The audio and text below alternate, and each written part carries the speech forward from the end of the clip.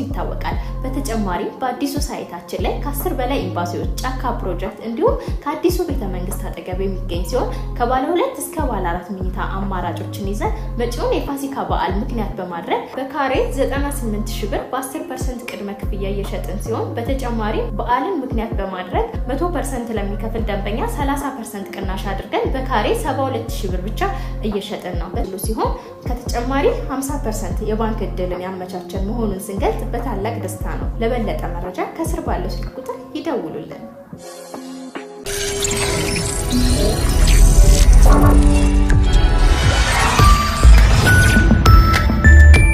ይህ አዋዜ ሰበር ነው። አድማጮቻችን በድጋሚ ለክርስትና እምነት ተከታዮች በሙሉ እንኳን ለትንሣኤ በዓል አደረሳችሁም።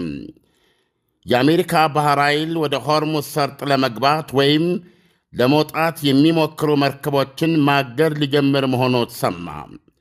ፕሬዚደንት ዶናልድ ትራምፕ በማኅበራዊ ሚዲያ ገጻቸው ባጋሩት ረጅም አዲስ መግለጫ በትናንቱ የኢስላማባድ ስብሰባ ድርድሩ በመልካም ሁኔታ መካሄዱንና አብዛኛው ነጥቦች ላይ ስምምነት መደረሱን ገልጸው ብቸኛውና ዋናው ጉዳይ በኒውክሌር ላይ ግን እዛ ላይ ለመድረስ ወይም ስምምነት ላይ የሚያደርስ ሁኔታ ላይ እንዳልበቁ ገልጸዋል።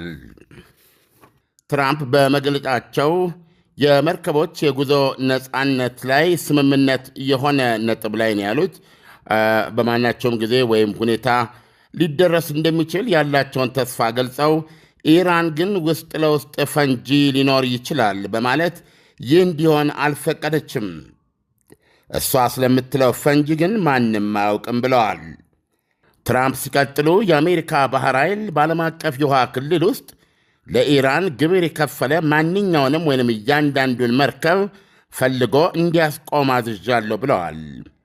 የአሜሪካ ባህር ኃይል ኢራኖች በሰርጡ ውስጥ የጠመዱትን ፈንጂዎች ማውደም ይጀምራልም ሲሉ አክለዋል። አያይዘውም በዓለም አቀፍ ውሃ ላይ ሕገወጥ ክፍያ ያደረገ አንድም መርከብ አይተላልፍም ሲሉ አስጠንቅቀዋል። በመቀጠልም እኛ ላይ ወይም ሰላማዊ መርከቦች ላይ እየተኮሰ ማንኛውም ኢራናዊ ወደ ሲኦል ይሰናበታል ብለዋል። ይህ የባህር ከበባ በቅርቡ ይጀመራል ሲሉም አክለዋል። በተያያዘ ዜና የተባበሩት አረብ ኤሚሬቶች ዓለም አቀፍ የነዳጅና ጋዝ ማስተላለፊያ በሩ ከቶም ኢራን የምትዘጋ ወይም የምትቆጣጠረው